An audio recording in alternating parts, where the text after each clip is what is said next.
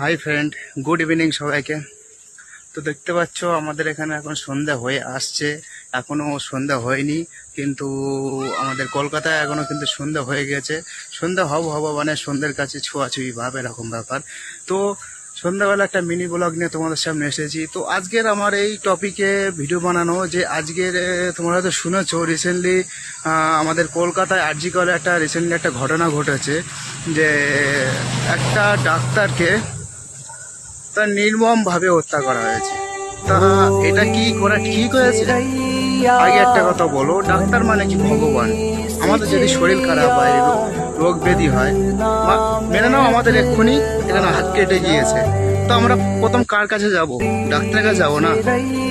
তাহলে যে আমাদের বাঁচিয়ে তোলে সে একমাত্র ডাক্তার, আর তার উপরে আছে ভগবান। তো কতটা নির্মম ভাবে তাকে মারা হয়েছে।